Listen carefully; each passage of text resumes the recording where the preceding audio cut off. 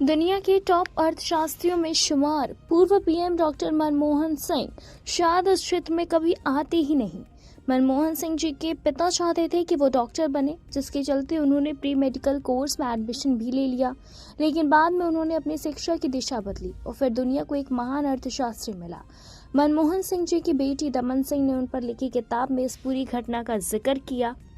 बताते चले इसी के साथ दमन सिंह ने 2014 में प्रकाशित अपनी पुस्तक strictly personal Manmohan and Gursharan में ये भी लिखा कि अर्थशास्त्र एक ऐसा विषय है जो उन्हें आकर्षित करता था। उन्होंने ये भी लिखा कि उनके पिता में हास्य की अच्छी समझ थी। अप्रैल 1948 में मनमोहन सिंह ने अमृतसर के खालसा कॉलेज में दाखिला लिया।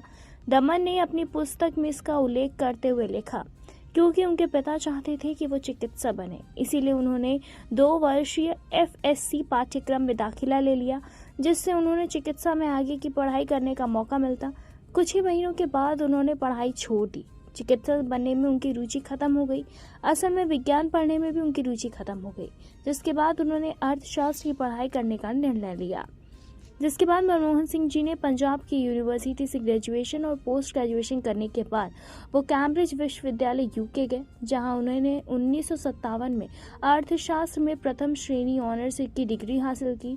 इसके बाद उन्होंने 1962 में ऑक्सफोर्ड विश्वविद्यालय के निफिल्ड कॉलेज से अर्थशास्त्र में DPhil की और उन्होंने पंजाब विश्वविद्यालय दिल्ली स्कूल ऑफ इकोनॉमिक्स और UN conference on trade and development में टीचिंग भी की।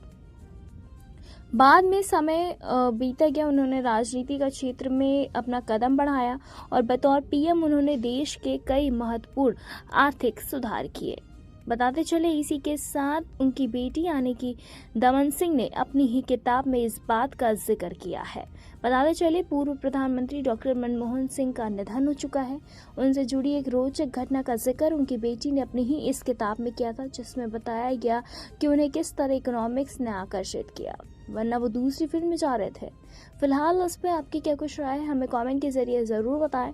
ऐसी तमाम लेटेस्ट खबरों को जानने के लिए जुड़े रहे हमारे साथ और देखते रहे नेक्स्ट टाइम लाइव।